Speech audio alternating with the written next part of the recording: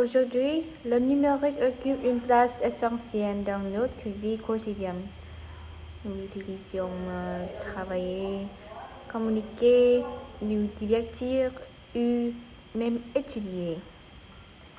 Cependant, derrière cette apparente modernité se cache une réalité préoccupante, sa consommation d'énergie. Le numérique est-il vraiment un reflet énergétique ou peut-il contribuer à un monde plus respectueux de l'environnement?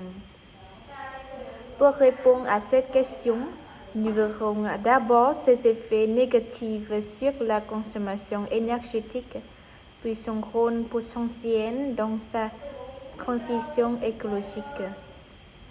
Premièrement, le numérique consomme énormément d'énergie. Les centres de données, appelés les data centers, nécessitent une quantité considérable d'électricité pour faire fonctionner les serveurs et les refroidir. De plus, nos habitudes quotidiennes, le streaming, les jeux en ligne ou le stockage sur le cloud génèrent une demande croissante d'énergie. La fabrication de notre appareil numérique est également polluante parce qu'elle dépend de ressources rares et difficiles à recycler. Donc, c'est pourquoi l'obsolescence programmée aggrave encore ce problème. Par exemple, nous remplaçons nos téléphones et ordinateurs trop rapidement. Et c'est une des raisons pour causer beaucoup de problèmes d'énergie, selon certains rapports. Le numérique représente déjà 4% des émissions mondiales de gaz à effet de serre. Et ceci pourrait doubler d'ici en 2025. Il est donc clair que le numérique, dans sa forme actuelle, a un impact écologique majeur. Cependant, le numérique peut aussi devenir un allié pour l'économie plus sobre en carbone. Grâce aux nouvelles technologies, il est possible d'optimiser la consommation d'énergie.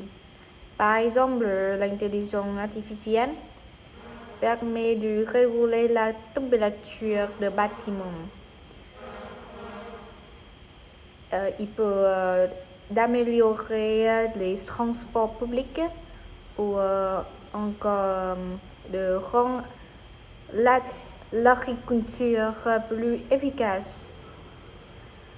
D'ailleurs, le spécialité, c'était le télétravail, rendu possible par le numérique, réduire le déplacement quotidien et donc les émissions de CO2.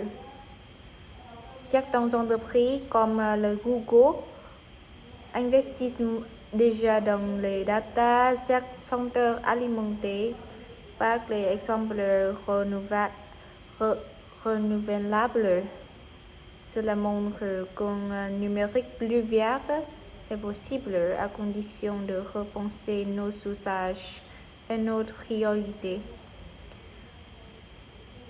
En conclusion, le numérique est déjà une source importante de consommation d'énergie et formidable outil de transition économique.